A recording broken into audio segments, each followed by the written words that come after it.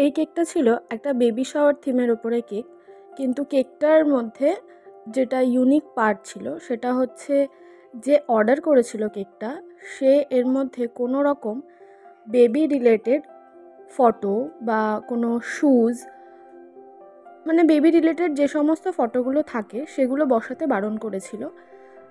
এর মধ্যে বসাতে বলেছিল একটা লিটল পার্বতী আর লিটল শিবের ফটো।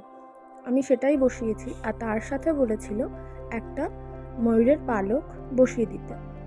আমি সেরকমই রেডি করেছিলাম কেকটা। আর কেকটার কালার তো যেটা হয়ই বেসিক্যালি, সেটাই করেছিলাম ব্লু আর পিঙ্ক থিমের ওপরে। ওই যে ব্যাকগ্রাউন্ডে যে ফটোটা দেখা যাচ্ছে ফোনের মধ্যে, সেই কেকটাই এখানে আমাকে রেডি করতে বলা হয়েছিল।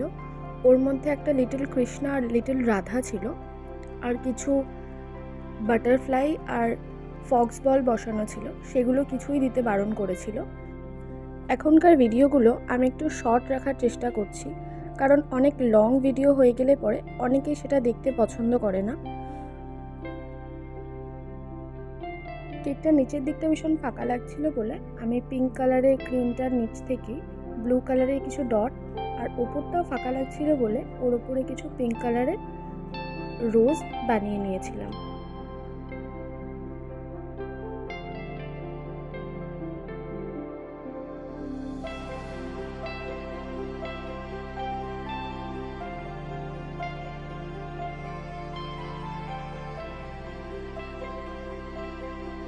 তার সাথেই উপরে ব্লু কালারের ক্রিম দিয়ে কিছু ডট বানিয়ে নিচ্ছিলাম।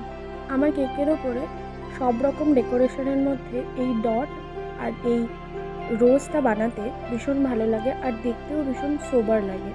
কোনো রকম কোনো এক্সট্রা এফোর্টস দিতে হয় না কেকটাকে সুন্দর করার জন্য। আশা করছি এই ভিডিওটা আপনাদের সকলের ভালো লাগবে। আর যারা আমার চ্যানেলে নতুন, আমি বারবারই বলি চ্যানেলটাকে সাবস্ক্রাইব করবে, আর পাশে থাকা বেল আইকনটি প্রেস করে রাখবে নোটিফিকেশনের জন্য, যাতে ভিডিওটা আমি পাবলিশ করার সাথে সাথে আপনাদের কাছে নোটিফিকেশনটা পৌঁছাতে পারে। আর ভিডিওটা ভালো লেগে থাকলে অবশ্যই নিজের প্রিয়জনদের সাথে শেয়ার করবে।